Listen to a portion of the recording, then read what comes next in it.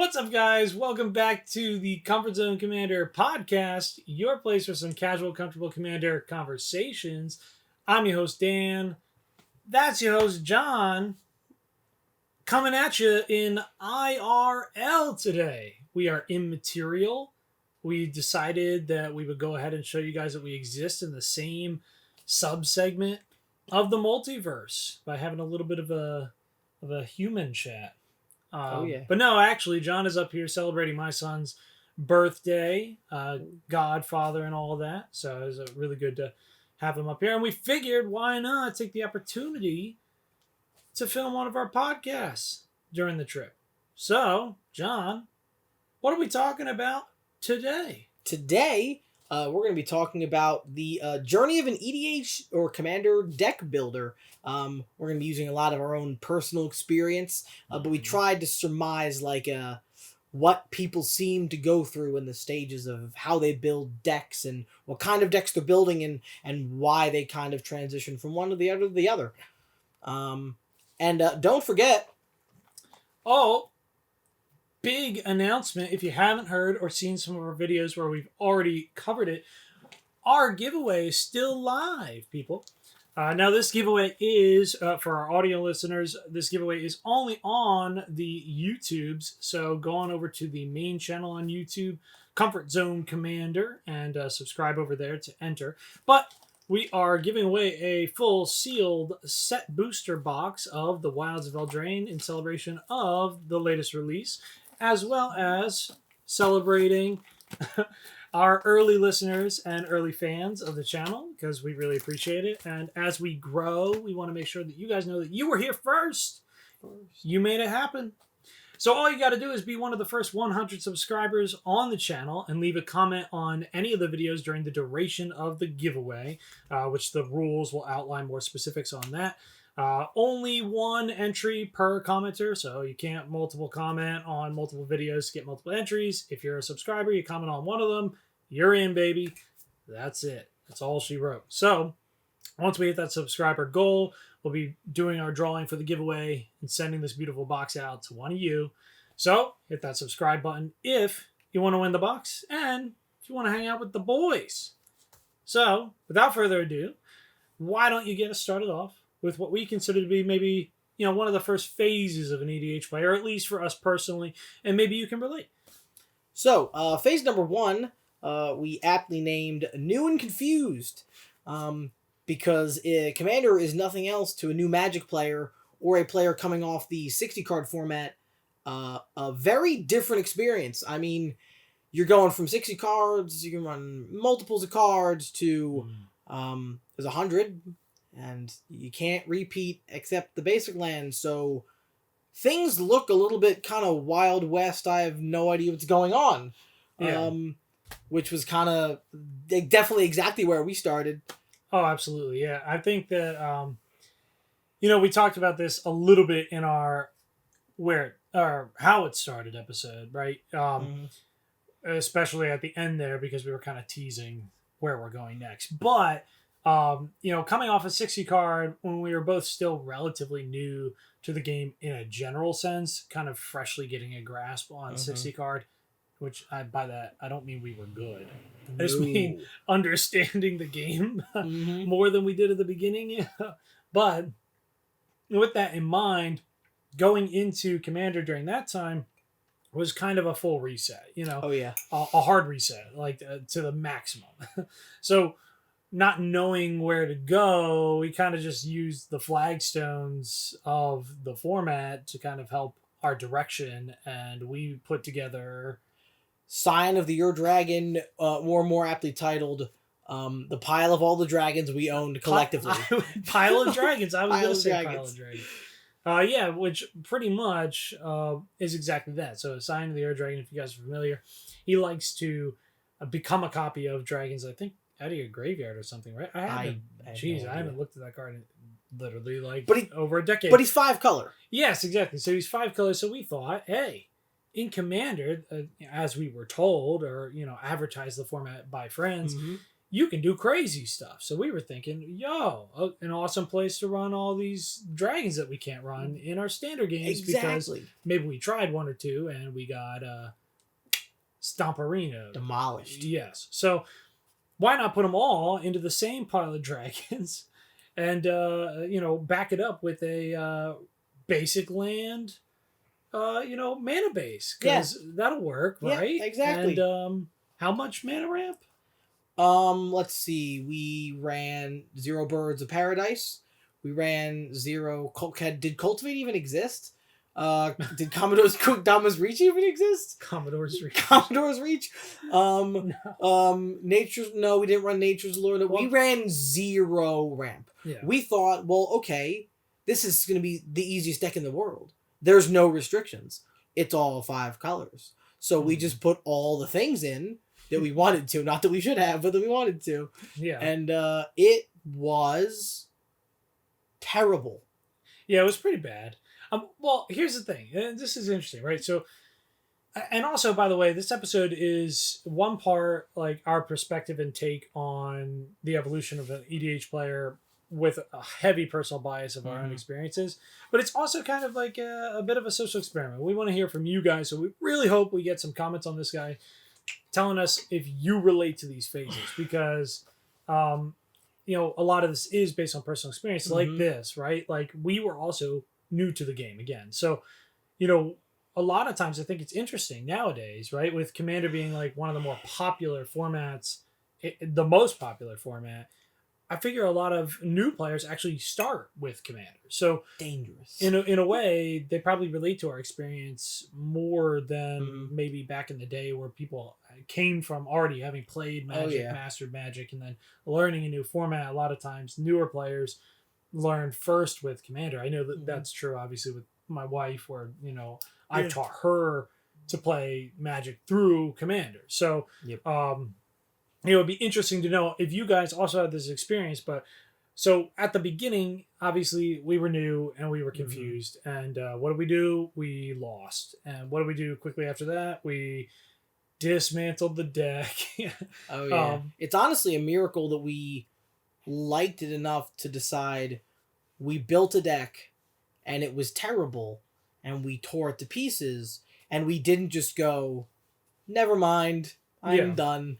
Well, I think, and that's kind of leads into our next point here, that part of the reason we did that, right, was not because of the performance of our deck or necessarily our personal enjoyment of our brew, but seeing what else was at the table, right? Yeah. Which leads us into phase 2, for us at least, which is Power hungry? Power hungry. Right? Mm-hmm. Now, I mean, I don't know if you guys share this experience, but seeing everybody else doing this crazy jank, that was alluring. So even though we thought we built this deck that was going to have these massive bombs and these big fat dragons, and not seeing that pan out, it wasn't the only part of the game, right? We got to see the other side of the table panning out with these crazy cards, which really opened our eyes to the opportunities that existed in the Commander format in a way that was very alluring. It was enticing. It was like the One Ring, kind of, oh, look at what these people can do. I want to get me some of that. We had to chase it. Yeah. Had to. Which led us to a few of our first decks, which ironically still stand today as some of our more powerful ones. What did you got? Yeah, I mean, the ones that still exist, I had an Elf Ball deck, Izuri, Alurin, player whole deck, whatever. That kind of still exists in another shell, Kinnan. And I built a Reanimator deck, Sultai colors. I think Damia, Sage of Stone was the first commander. Child of Alara was the commander for a period of time. But either way, it was like a Reanimator control ETB abuse kind of deck. I run Yarok now. And I know you had... Azami was one of yours? Yeah, so I had 2 kind of my own personal first decks that were were definitely optimized for power, and, Oh, yeah. and I was chasing the dream, right? I wanted to build something that looked like these other guys' builds where I can just hit this maximum and combo out like crazy. So I had a zombie, the something of Scrolls, Lady of Scrolls, Lady. which was your classic infinite turns, draw your whole deck style build. So, I just played all of the counters and all of the take an extra turn cards with the hope that I could just draw out my deck and do the classic solitaire thing that I saw so many other times at the other side of the table. Arkham Dagson was like my arch nemesis at the time because I just remember seeing him so often. I had a buddy who had an Arkham Dagson deck and another couple guys at our local store, LGS, that had Arkham Dagson. So I was like, ooh, that's crazy. I want to do that. So my version of that, obviously different, but my version was a zombie in order to go, oh, I'm going to draw out. I'm going to take extra turns. I'm going to counter everything. I'm going to control the board state. It's my game now, Yes. And I had Rise of Redeemed, which even though, he might not have been like the most powerful deck in the universe at the time, at that historical point in time, it was an extremely powerful deck. Oh, yeah. It was pretty much like one of the most powerful token style decks you could find on the marketplace.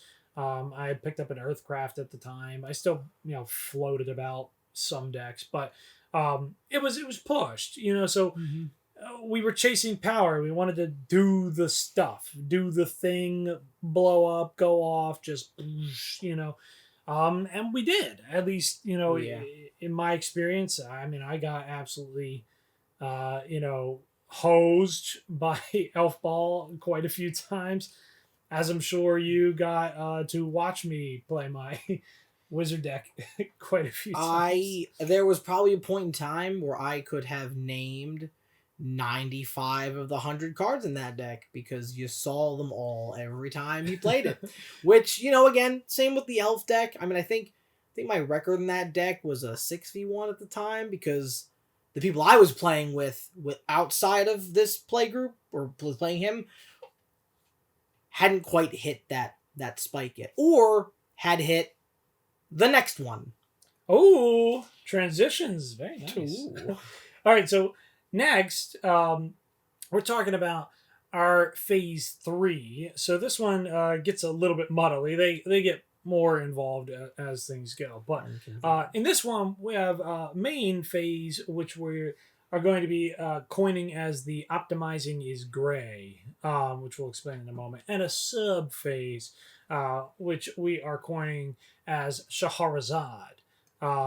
So let me address this sub phase real quick because it's just kind of a quick touch. Shahrazad, we just decided this name. If you know the Magic card, maybe you can already conjecture why we've titled this little sub phases. But I think this is a phase that a lot of players go through. In our mini play group here, it was me who did this, which because we play together so often and we switch decks, John ended up kind of getting this phase through me. What's that word?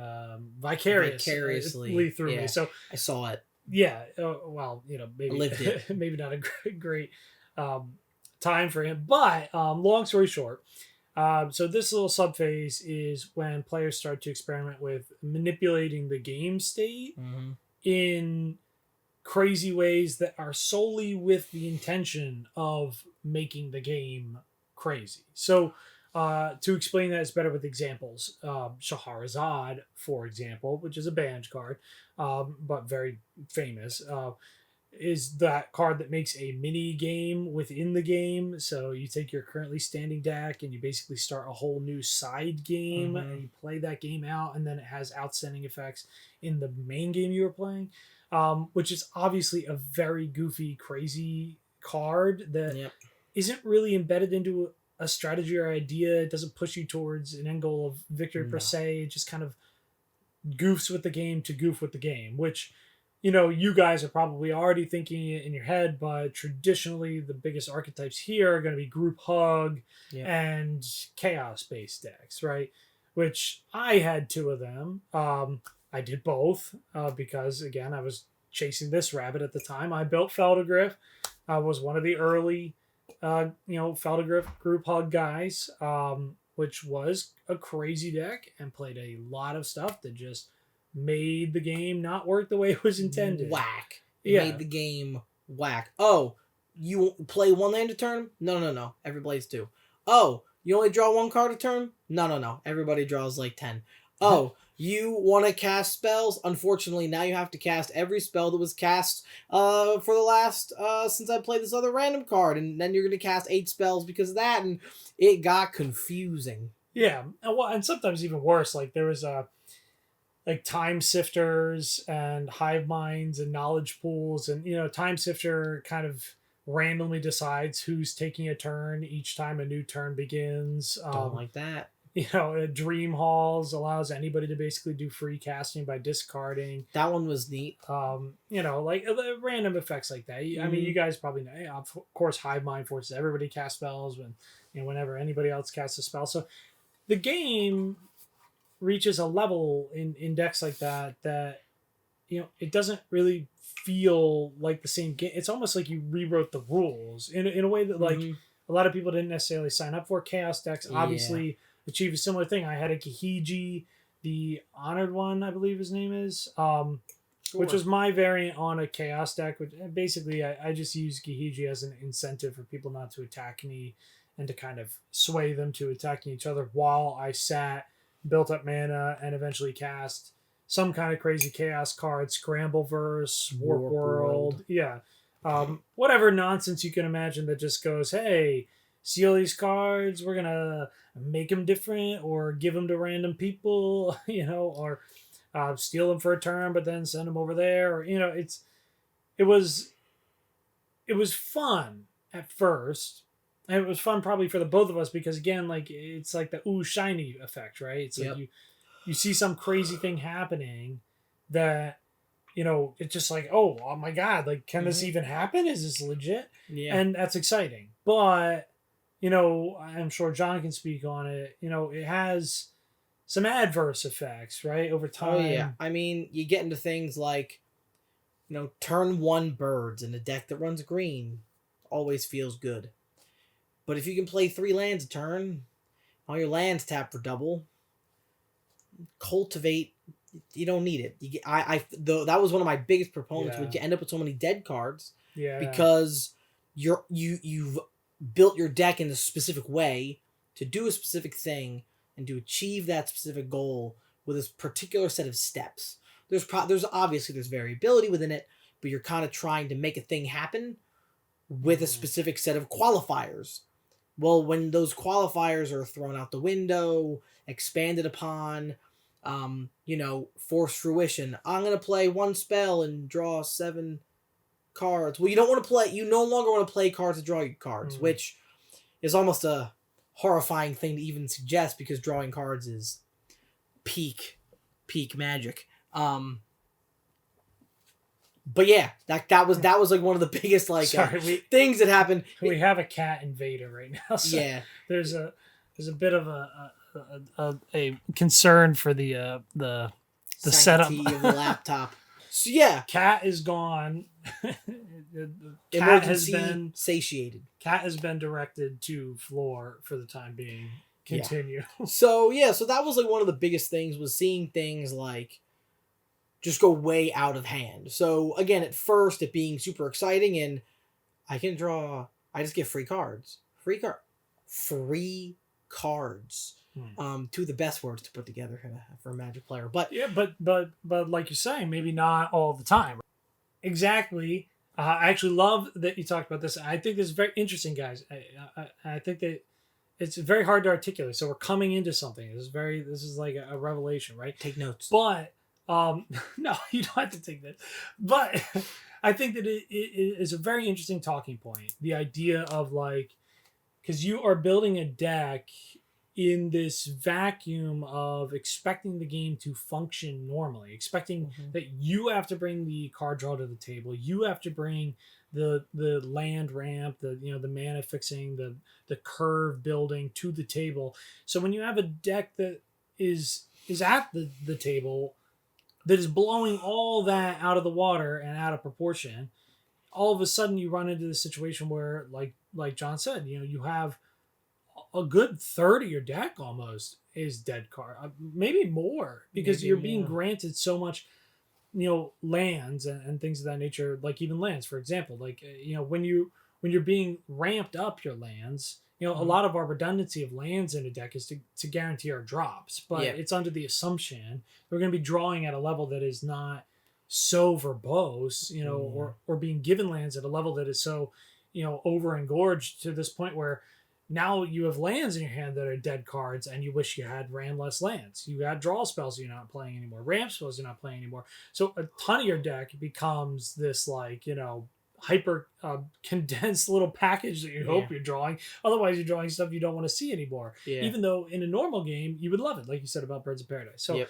I think that this kind of highlights why that phase is often one that gets left behind for people. Now, granted, I know there's still people out there that like to play group hug, and this is another key thing we wanted to say at this point in the video, which is obviously above everything that we're talking about here, our personal experiences, our ways that we look at these phases, your personal play groups, how you guys enjoy this game, that's what really matters. It's the most So important thing. yeah, I mean, this is supposed to be fun, right? And comfortable, of course, especially if you're in the zone with us. So, keep playing how you like to play. If you guys like to play group hug and you have a play group that thinks it's the absolute bee's knees, play group hug, man. I did Mhm. it. It was fun for a bit. And yeah, we moved forward and out of that, but that was kind of because of who we are and the Mhm. play group that we like to be in. So it ended up not being the experience we were looking for because of that reason. I Yep. think a lot of players end up there with that kind of sub phase. Yeah, I'd say so. Yeah, which leads us to the more overarching conversation with respect to this phase, which is the idea that optimizing in general is a little bit more gray, right? Yeah. And maybe you could put that into a few more words for us. Yeah, no. So you start out with here, and I have no idea what's going on. I'm just gonna put cards in a pile, and then once you realize that those cards in that pile can have a particular oomph behind them, you go right to the top, and then maybe along the way or maybe on your way down, you start to wrap around the mountain, metaphorically speaking, instead of just Oh. jumping right off. But there's a sweet spot on the way down where you have these cards and you want them to do a thing, but why you want them to do that thing or how you want to achieve that thing can be done in a myriad of ways and at a myriad of power levels. Something that we personally have talked about over and over again is, okay, so I want to build a blah deck. Do I want that to be the CEDH variant of that deck? Do I want it to be the A variant? Maybe I'm going for like an S, but still kind of casual. Do I want it to kind of be a little bad? There's a lot of ways to kind of articulate that and articulate why you might want it to be any of those ways. We spent a lot of time and are still currently in a season of we have some good decks. They don't always apply the most fun. So we don't always push our decks to that upper echelon of that S tier CEDH. We enjoy decks that provide a fun game. Yeah, so I think that, like, with respect to that, there's kind of, again, this may not be a full catch-all, and that's why we need you. So go into the comments, or if you're on our audio listener formats, Spotify, go on over to YouTube, join the conversation. But get down in there and let us know if we miss any of these or if you think that there's another one. But for us, we've split it up into kind of 4 different mentalities for optimization. Since optimizing isn't just make my deck super good, it is optimizing for an experience. And, if you guys listen, again, we're fans of the EDH Recast. They often talk about concepts of this nature, and we couldn't agree more. So if you guys are looking for more conversations with regards to that, go ahead and check those guys out. Again, not a sponsor. We just love the content over there. They're phenomenal guys, phenomenal conversations. Yeah. So with that being said, our 4 ideas for our kind of optimizing subcategories here are going to be optimizing for power, optimizing for the group experience, optimizing for fun, usually more about personal experience, but not in like an egotistical way. And last but not least, optimizing for creativity, uniqueness, vibes. um, and that's generally it. So if you can think of another one, please let us know, and then we will love to ponder it and maybe make a add-on video at a later point. But the first one is pretty simple. Optimizing for power is something we kind of already talked about in the power hungry sets, right? Which is you're going to optimize your deck to be good, play the strong cards, right? Good stuff. .tm .deck. If you want to run your deck into the ground, you want to do the thing, you want to blow up, you want to go exponential, there are ways to build for that. And a lot of times I feel like that style of deck building is hard when you're new. Yep. But once you're experienced, it's almost very easy at this point because Magic has grown, just literally over time, age. Mm-hmm. There are so many cards now that didn't exist back in because of the increased production, that at this point the redundancy of simply good cards, there are so many. Like you could build a good deck with not a ton of investment, with searching and delving and praying that you find that golden egg, right? Like I mean, I don't know what's a deck that we built recently that was strong. What's one for you? I mean, a deck I have yet to feature it on stream. I'm hoping to do so soon. But I built like a junk tribal deck. And the idea it's a white, green, black, affectionately titled junk back in the day. That makes like artifact tokens. You got treasures, you got blood, you got clues, you got food.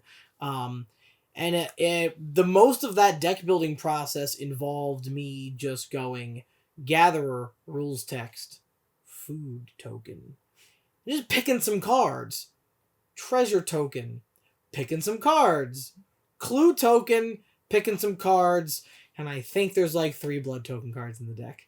And that was the whole thing. And we played it last night, and he could probably tell you because he played it. The deck kind of ripped. Yeah, it was pretty crazy. I mean, here's the thing. That's exactly right.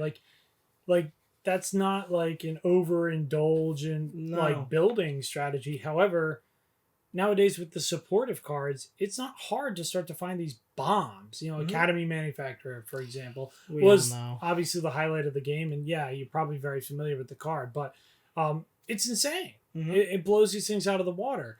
So with a small tutoring package or any kind of ability to go find a card, finding that card, it just blows the game up. It takes the deck from something that maybe back in the day wouldn't have had so much support into something that is just, reminiscent of CDH for our purposes, really high powered casual, power level, right? So like, for myself, a similar idea, like in terms of like that ease of building, if you will, I recently built a Heliod, the what is it, something Dawn, the flippy Phyrexian guy. Yeah, the Radiant Dawn, and then the Cursed Eclipse or whatever.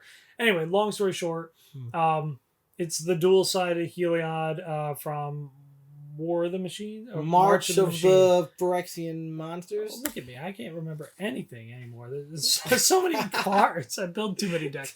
Anyway. Oh, yeah. So this deck, of course, is crazy. Heliod's Backside, which is the goal, allows me to play cards out at flash speed. Anything I have, it doesn't matter, except for lands, but any spell I have, flash speed. And then also does cost reduction for all of the card count that my collective opponents have drawn in any given turn, which includes their base draw for the turn and then any draw thereafter. So building that deck to be strong, which is what I wanted for it. At the time, I didn't really feel like I had a deck that was strong enough to hang with a couple guys down at my local my LGS right now, who play more CEH style. So I kind of wanted something that was tooled so I could sit down at that table with them and maybe have a chance. So going into it with the idea that I'm optimizing for power, it really wasn't that hard to build. Mana rocks, fast mana, all the redundancy in our options for that nowadays. I mean, geez, back in the day, 10 years ago, or more when we started. Is it more? Yeah, way more actually. Wow, we're old. We're We're so old. What's happening? 15, 17 16 years? Oh my god. Okay. Anyway, back then we didn't have arcane signet. We didn't really No. have that accessible soul rings. What else? We didn't have the new Commander's Sphere. yeah, yeah. There's a card I'm looking for, but I can't think of it. But you get the idea, right? There weren't all these redundancy pieces, especially after Wizards started designing more for Commander, and we got things like Arcane Signet. Yep. We didn't have that. But nowadays, it's so simple. I found in Azorius colors just an overwhelming number of mana rocks with an easy peasy search for them. Obviously, same thing with my counter spells or my forms of group draw. Again, with a card design that's geared towards multiplayer, having access to more cards that force group drawing. Yep. Actually exists, back in the day. Again, they're not really in existence. You have really niche cards you find every once in a while, like Force Fruition or whatever, which existed in an older set in Lorwyn block era. But that was for a different kind of vibe and idea. It wasn't really being designed for the multiplayer space. It was more for that kind of mill through force draw, which had a small attention in standard and 60 card formats at the time. So with redundancy, it's become very easy to build for power, which again doesn't really take away from it, and it certainly doesn't take away from CEDH players. It's all kind of a format unto itself. But you want to build a powerful deck, it's not too hard, and it can be a lot of fun in the right space. That's not always the right space for us, and we want to be able to sit down at any table and play. So sometimes we want to optimize for the group experience, which is optimization strategy number 2.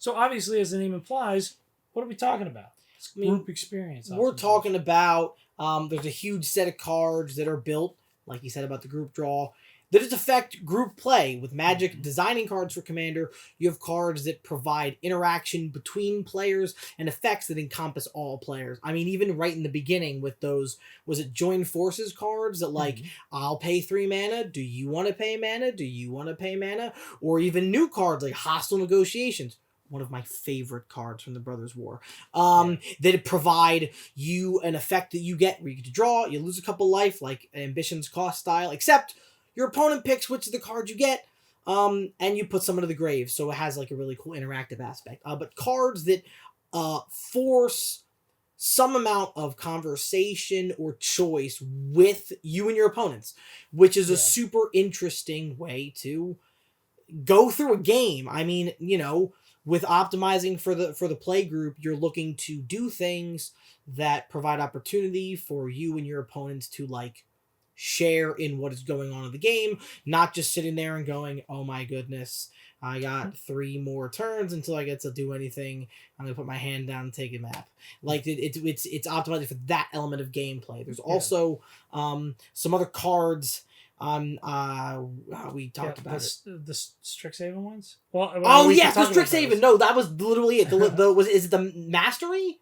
It might be is it the Masteries? Well, I mean, there's the 2 ideas, right? There's the ones that so Strixhaven had a lot of cool cards in this line of thought. So the ones specifically like we have a lot of respect for. There's the Masteries, I believe, but there's also the Techniques. I think it's the Techniques are the one I was thinking of. Earlier. Yeah. But the Techniques are really cool. They're the ones that give your opponent the choice to create a copy of the spell for you. That you are casting, which then also creates a copy for you. So you can cast the spell and then resolve its effect normally, or you can demonstrate the spell, which is that keyworded term or whatever, which gives an opponent a copy and then allows you to then have a copy yourself. So it's a really cool card effect that gives a lot of choice and, Oh and yeah. multiplayer specific interaction. There's also, I believe, again, the mastery ones, which we inadvertently mentioned, but they do a similar idea, right? They have these alternative casting costs that give your opponent a subtle benefit, but Yeah. then increase the benefit of the spell for yourself by giving you that reduced casting cost. So, providing you that interactive choice is really cool. I love cards that are providing your opponents interactive choices Yep. in that same line of thought, like the demonstrate ability. So Strixhaven is a good spot to go to kind of look for flagstones or keystones with respect to these ideas. But cards that involve multiplayer play or things like Monarchy, Mm-hmm. that start to bring an extra layer to the game that provides kind of a multiplayer manipulated play experience. They're just really cool, and at the end of the day, not everybody is going to be interested in that, No. so when we say we're optimizing for the group experience, there's kind of a meta layer to this as well, which Yeah. sometimes, optimizing for the group experience isn't always necessarily playing the most political cards or the cards that grant the most player choice or voting mechanics or dungeons or whatever. Sometimes it is about knowing your play group in the area Yep. places you play. You want to optimize for that group experiences and literally who's in the group. That Mm-hmm. you can't really optimize for a group experience solely in a vacuum. I mean, obviously, our play groups are relatively inconsistent at this point. So when we're optimizing for a group experience, we're thinking more about decks that are going to be interactive and create an environment Mm-hmm. of pulling people in to turns and to decisions that aren't just isolated to what they're doing. But outside of that, you know, there are play groups that may not like politics. There are play groups that may not like, these spells from. I know people that just don't like Strixhaven, or would basically not want to see any cards from it. Yep. So there are ways that you can optimize for the group experience that kind of seem more like a thought exclusionary, but it's not necessarily about exclusionary. It's just about learning people, right? Like, Yep. sometimes certain people aren't interested in a particular play experience, and if you don't agree or there's something you really really want to do that isn't going to make those people happy, sometimes it's a kind of a moment to think maybe about playing with other people. It doesn't mean abandon your play group, but if you want to do something, it doesn't mean you necessarily shouldn't. But optimizing for the group experience there as a meta thought as well is maybe you still do that thing for you, but maybe you find people who might enjoy that experience as well. So there's a bunch of meta concepts here for how you optimize for a group experience. And this is an idea that probably is best informed by your guys' experience. So let us know some of these ideas that you've had, and ways in which that you've had to make these decisions in your play groups or for yourself or your own deck building, because I think that's really interesting. I'm desperately curious, because I know my Mm-hmm. experiences here and why I put this on this list, but I think understanding it better as a community is a way for us to not only just see something interesting but become more informed Magic players within the confines of a community. However, sometimes, like I mentioned, we got to think about what we want to do, right? Like, what do we want to accomplish? What do we think is fun in the game? Now, oftentimes, you want to make sure to take that thing to the right group, but you still got to give yourself some love. So, with our third idea, we're going to be optimizing for fun in the way that we think about it, Mm-hmm. right? So, how do we optimize for fun, bro? How do we optimize for fun? Well, I feel like there are a lot of, and like you said, kind of meta things that go into this. Mm-hmm. We've both done it, and I know other people have done it.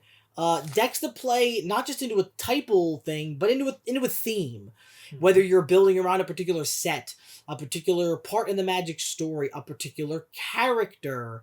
If you watched the last game, but particular things that kind of go out of exactly what the deck is doing and almost put like a restriction on the deck is the best kind of way I think about the theme. Like my Chandra deck, the arts, the flavor text, the cards, the planeswalkers.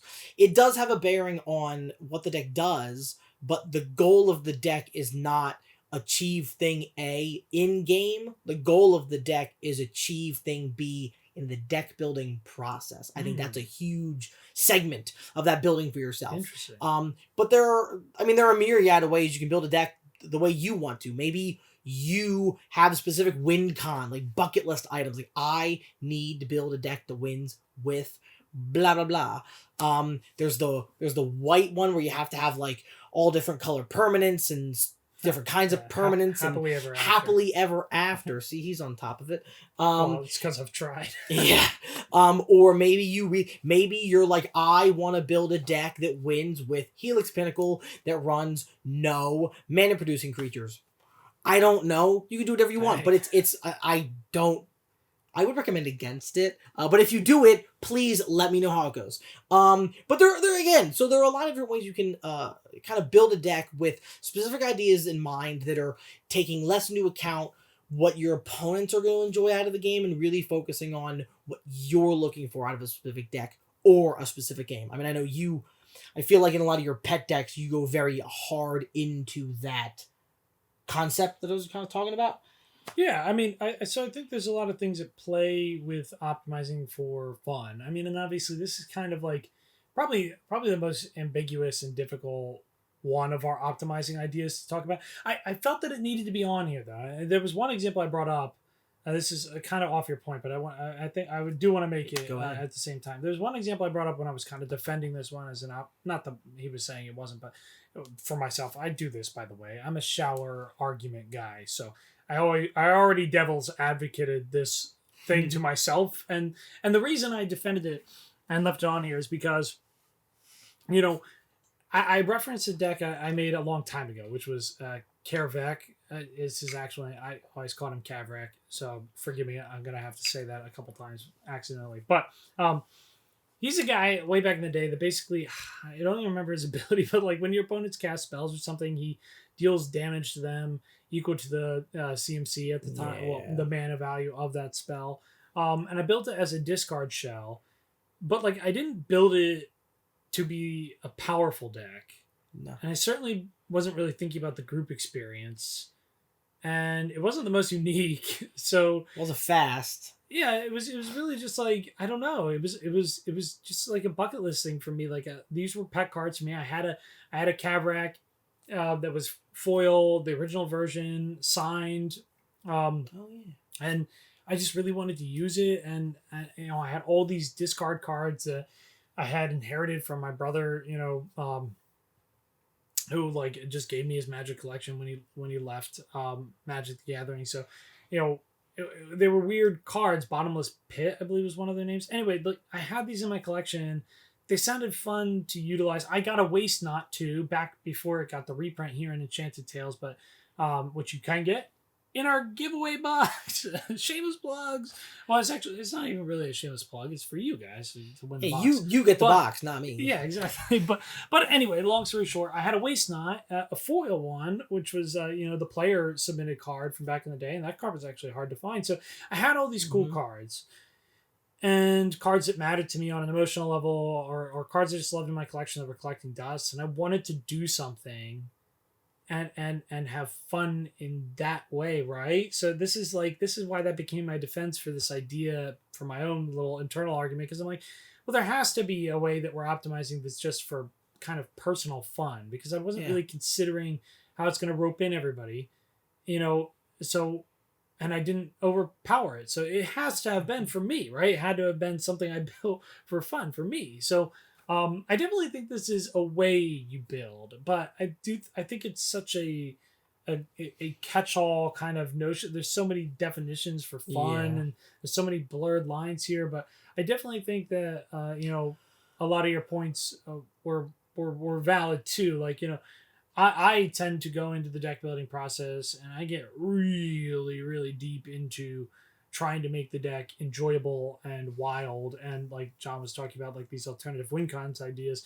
I haven't featured it yet, but well, honestly, I haven't even finished the rebuild because it's not working right now, but it will work someday. But I have a very weird, wacky Zevlor deck yes, that does not really do Zevlor things. It does weird stuff and wins in ways that I can't even begin to describe and maybe won't ever pull off. But it's very, very fun for me. But it's also very unique. We did it. Which, conveniently enough, style number 4. Yes, sir. And I think you have a bit more as far as your collection goes to speak on, but I want to talk about it first. So, Talk about it first. unique ideas in the way that you're, as much as we love the EDH recast, some of the first things that he looks for, and one of the things I have looked for, is things that don't have a lot of decks. You're looking for cards that maybe don't get played as often, commanders that maybe aren't used as much, or you're taking the incredibly popular commander, Essica, God of the Tree, the Prismatic Bridge, and I don't know, making an upkeep tribal deck. I don't know if you guys know anybody who's done that. But things like that. Or one of the things I think that the uniqueness is important to highlight is that Magic builds for Commander now. When we started, they didn't. You were using random legends that were just kind of milled about. I mean, I remember pretty specifically one of the original Feldegriff group hug cards. It wasn't legendary. Wasn't one of the hippogriffs not a legendary creature? Questing Feldegriff? Questing Feldegriff. Yeah. That was like a thing in the community where some people used it because whatever. But so so you had all these kinds of cards that nothing was made for Commander. Some cards that were really, really, really good in Standard, you wouldn't look at as a Commander player. And some cards that in Standard you'd go, why would anybody pay 10 mana for... How do you even get 10 mana? You see it in Commander and you're like... Ooh. So I think that it brings a little bit of that back where you're not running all of the cards that are printed in every Commander deck. You're not building all the Commanders the way everybody else is building them. And I think that's a really important thing to keep in the game and in the communities, is that uniqueness factor. Yeah, and you have a great point, but in a lot of ways, sometimes that requires you sacrifice a little bit of your power potential. Like you said, like if you're not going to be running all of the new cards that they're printing specifically for Commander, if you're not running cards embedded within these like pre-constructed decks, which doesn't mean you can't pepper them in throughout. But if you're not going to kind of like follow the archetypal, guideline that Wizards of the Coast sometimes puts out for these things as they design these decks that are, by the way, really good, really fun, really good. Crazy. Like precons have become just so well designed. Oh yeah, like, they work right out of the box. They're enjoyable to play. The Wilds of Eldraine ones, I wasn't like enamored with the play experience, but they were still good. Like they still worked. The themes could have been a little bit more interesting for me, but they definitely still worked, and they were good, well designed decks. But that's an aside. But I just think precons have become really awesome. But if you're not going to be just taking the precon as a kind of prescription for how to do a build, obviously you're going to be possibly giving up some of the power of these specifically designed cards. But anyway, long story short, moving back in that idea to one thing that you had mentioned about like the EDH rec data usage, which of course we all appreciate and recommend. For you guys, if you haven't checked out EDH Rec, again, not a sponsor, it's just an awesome source for data and deck building. Oh yeah.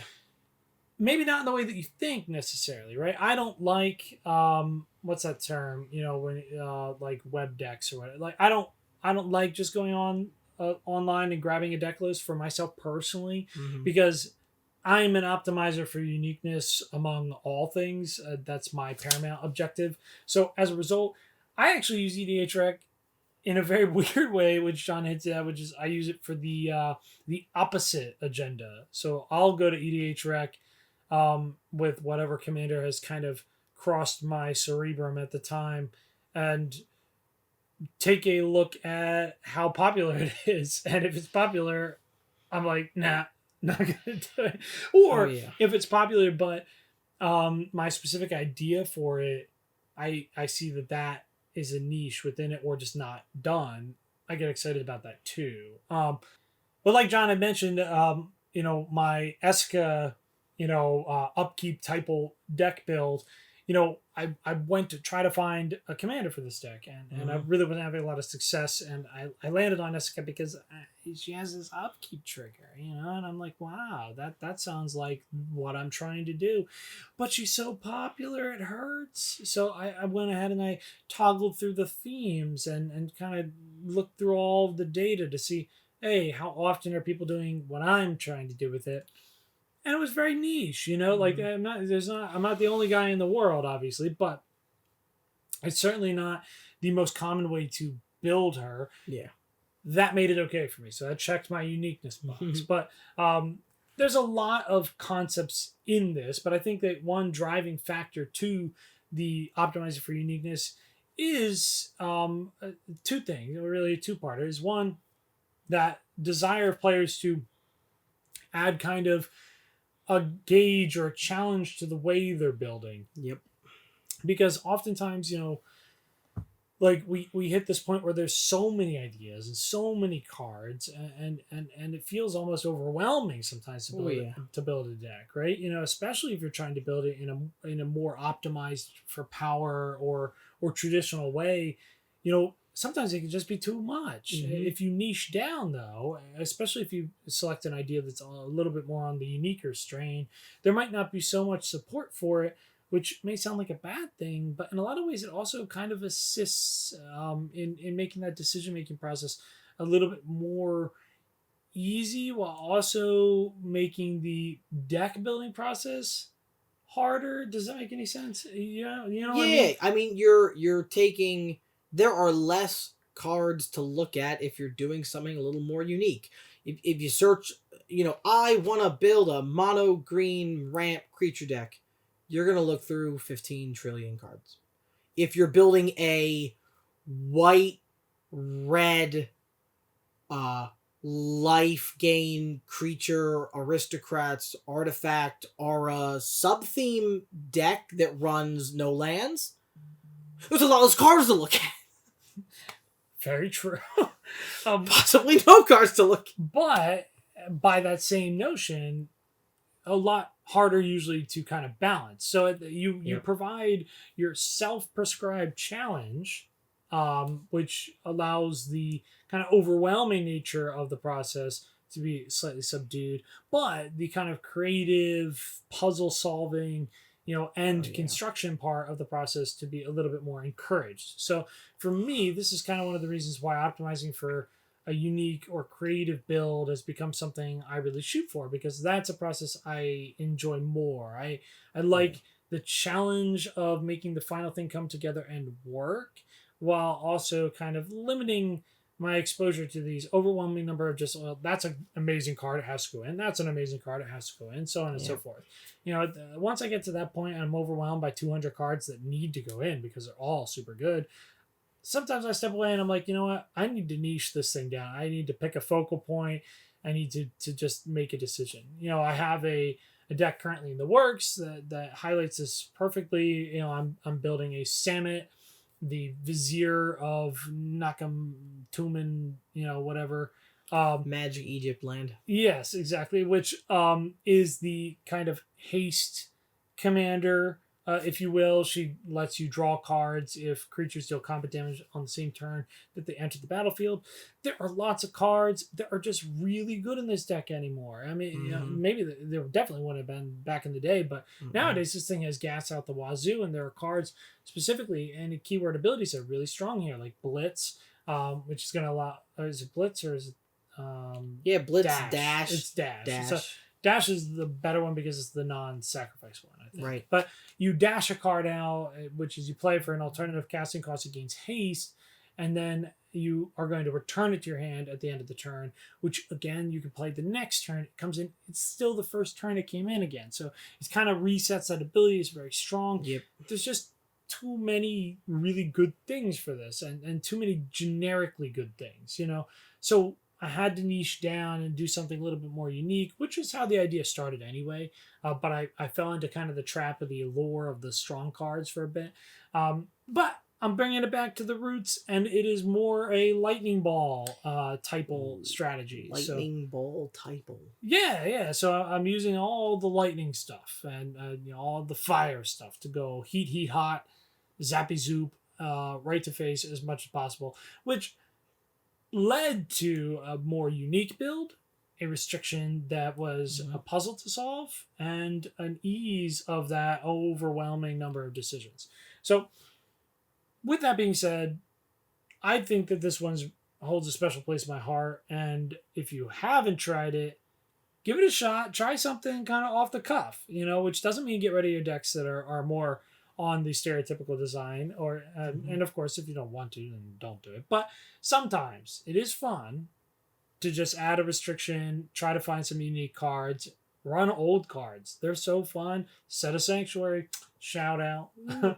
But a really good way to do this too, if you haven't tried them before, and we're big fans of these, but the companions, which I know, it's a hot button issue, but hear me out. If you're looking for a way to get a taste of this idea without having an idea of how to do it for yourself, there are the companions released from Ikoria, which provide a deck building restriction right there on the card for you. Now, check with your play group. I know a lot of people have some contentions with these cards, the way that they work and function. There's a little bit of that social dynamic issue with, making sure that the players actually met the restrictions, so on and so forth. But with that being said, if your play group would be fine with it and you're looking to have this experience for yourself, that would be my recommendation. If you're not at a level where you're ready to kind of just introduce these ideas that are off the wall, but you want to get into this style of deck building, choose a cool, companion. My favorite is Luris. So, take a look at them and then see about building a deck with respect to that restriction. And it'll give you a taste of that optimization feeling, at least I think, right? I agree 100%. I mean, again, the perfect example, I have a Samut Voice of Dissent deck. Samut. And I run Zerta as the companion. So Samut lets me untap creatures, and Zerta says every single card permanent in my deck has to have an activated ability. What an interesting way to look at a deck. It's really interesting gameplay. It has a really... if the comma's not out, it has a really hard to find win con, which is super fun, and some of us still haven't even found it. But yeah, it provides an interesting way to take a commander that's popular or not, or a commander that you have used or haven't, and give it a little bit different run, or at least it changes the way you need to look at that deck build, which is super neat. It's super fun. I like it. Zerta's not the only one. I use Giganta. You also use Giganta. I think I have an Umori deck. They're all over our collection right now. Well, and that actually ironically brings us to kind of our last phase, if you will. Now that we've gone through the full coming of age, we have a kind of the retirement phase, which is the too many decks, too many ideas, not enough time. Piles of cards all over my desk. Sleeves. I've never needed more sleeves in my life. Yes, which you could also coin this one as just falling in love with Magic, right? Not to sound too corny about it, but man, I love this game and so good. I'm obsessed with the ideas. There are so many things I want to do and accomplish, and I think a lot of players end up at this point, where we're up on way too many decks, too many. We literally in the last 7 months, we were like, all right, we have this many decks, I have this many, you have this many, we probably need to stop. And I have built at least 10 decks since we had that conversation. Yeah, I mean, how many times have you guys had the same I need to stop revelation? Had the conversation with your partner, had the conversation with your bank account, I need to stop. You don't. I don't. That's rough. Well, didn't mean to cut too deep on that one, but it's rough. Don't is subjective. We don't need to. That might be subjective. But you understand, and or maybe you do. But if you're at this point with Commander, you get it. It is such a fun format to just do any and all of these ideas. And like we said on the podcast, on the show before, it's our prerogative to try to have decks that we can sit down at any table, any level, any group of people, and be able to pull something out that's going to create a fun experience for everybody involved, ourselves included. And that kind of necessitates, having 60 decks, right? You would say, like, maybe 100. We'll see where we stop. Because even at this point, I don't know if I've necessarily hit the true, vein of I have a deck I can play with absolutely everybody. Because it's hard. There's so many different people and power levels and interactions and blah blah blah blah blah. I just want to have it all, man. Everything in moderation, but it's hard to have too much Magic. It is hard to have too much Magic decks. That's for sure. Exactly. But with all that being said, this is our thoughts on the evolution of a Commander player. It's been kind of our personal evolutions, but again, we really want to hear about your journey, almost as a social experiment here, to kind of see how much of these experiences and our ideas are actually captured, in actuality across the nation, across the world. How collectively, what phases and stages do we feel like we go through as players, and what are the reasons? What can we learn from them? Because that's really interesting, and that's what the community is all about. And of course, we want to have more Magic with you guys and everybody, right? Yeah, I mean, life is rough. It's hard. Magic is beautiful. You got a weird deck. You got a deck that fits in any other phases. You got one that doesn't. Toss your Moxfield, your whatever other site you use, your MTG Goldfish. Throw that link in the comments. I'd love to see what we missed, or just what if you got a weird build. If you watched one of our gameplay videos and you said, wow, I do not like the deck you built with that commander, show me yours. I'd love to see it. I'd love to play it. I'd love to give it a shot. That would be super cool. Yeah, it's really interesting to see multiple perspectives on particular commanders and deck styles and archetypes. So that would be very interesting.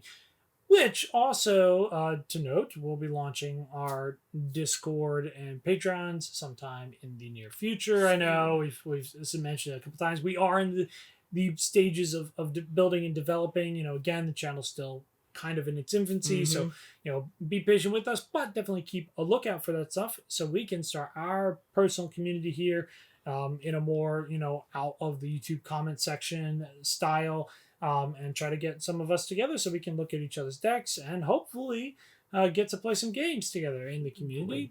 Spell Table is an awesome tool that enables players to play from all over the place now and connect in ways that we never were able to before. So we're very happy and excited to be moving towards using that kind of a platform to involve our community with us and with each other.